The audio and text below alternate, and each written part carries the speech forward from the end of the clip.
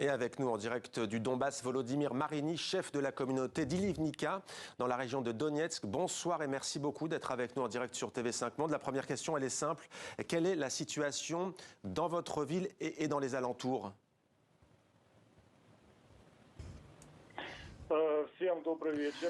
Bonsoir à tous. Aujourd'hui, en Ukraine, c'est 92e jour de la guerre. Depuis le 24 février, la Russie a fait 2500 coups à notre pays. 3000 de coups d'avion, des bombardements. Quel serait un autre pays au monde qui aurait reçu autant d'offensifs en si peu de temps dans le monde entier?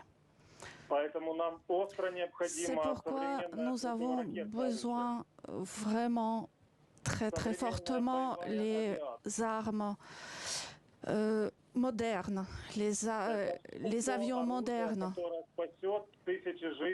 C'est ça qui pourrait sauver des millions de vies des Ukrainiens. Est-ce que la Russie est en train de gagner, selon vous, la bataille du Donbass? Et est-ce que vous êtes inquiet pour votre propre village? Est-ce que vous pensez que votre village risque de tomber aux mains des Russes ces prochaines heures, ces prochains jours?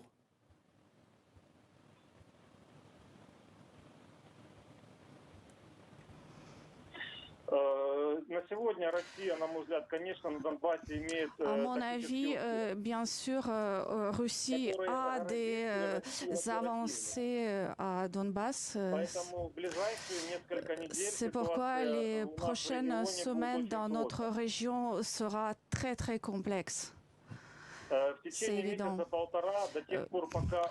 Pendant un mois et demi, jusqu'à ce que l'Ukraine ne reçoive pas les armes européennes, les armes qu'on attend de l'Ouest, nous serons dans une situation vraiment très difficile. Aujourd'hui, une partie des armes nous ont été livrées par les Britanniques et par les Américains.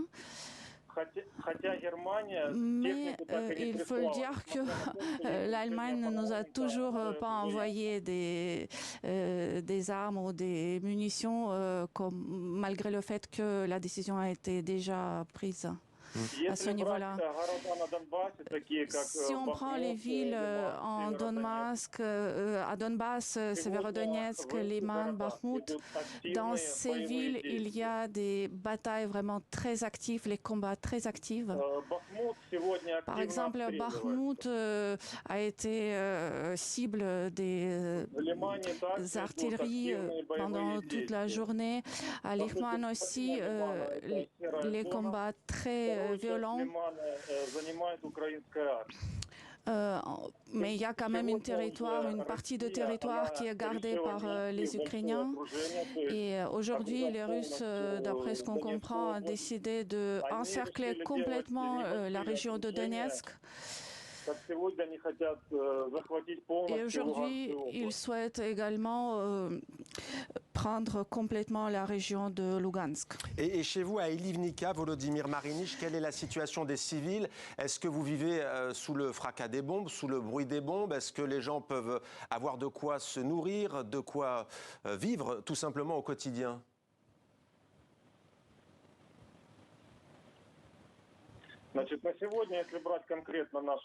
Si on prend concrètement notre commune, à peu près 40% de la population a été évacuée dans d'autres régions de notre pays ou dans d'autres pays. Pour l'instant, sur le territoire d'Ilivnik, il n'y a pas de combat actif.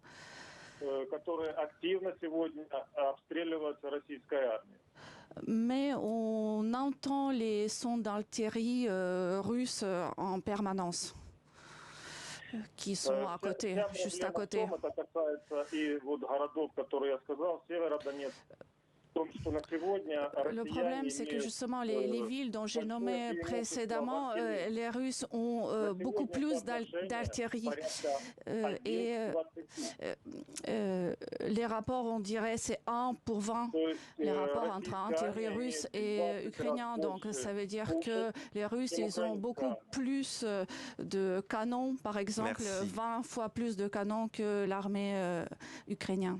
Merci, on a bien compris. Donc, rapport de 1 à 20, nous dites-vous, entre les deux armées. Merci beaucoup d'avoir été avec nous, Volodymyr Mariniche, en direct ce soir sur TV5 Monde.